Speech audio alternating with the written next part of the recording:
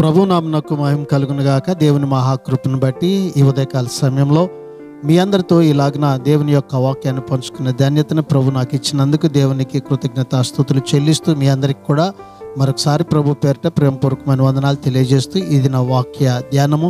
యెహోవాకు కృతజ్ఞతాస్తుతులు చెల్లించుడి, ఆయన నామమును ప్రకటన చేయుడి, జనములలో ఆయన కార్యములను తెలియచేయుడి. 105వ కీర్తన మొదటి వాక్యము.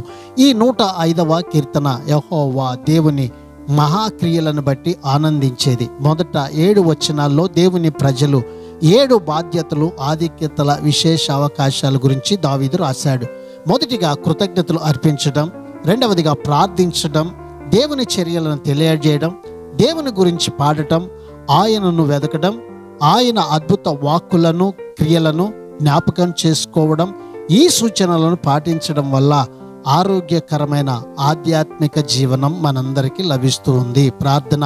మహాగణుడ, మహోన్నతుడ, జీవాధిపతి, మా మంచి యేసయ్య, నీ అత్యున్నతమైనటువంటి ప్రేమను బట్టి మమ్మల్ని ప్రేమించి మరొక నూతన దినాన్ని మాకిచ్చినందుకు నీకు వందనాలు, స్తోత్రాలు చెల్లిస్తూ మేము ఎల్లవేళలా నీ నామమును ప్రకటన చేయించు నీకు కృతజ్ఞతలు చెల్లించే వారిగా ఉండే ధన్యతను మాకందరికీ దయచేయమని యేసు పరిశుద్ధ నామమును బట్టి ప్రార్థించి అడిగి వేడుకుంటున్నాము తండ్రి.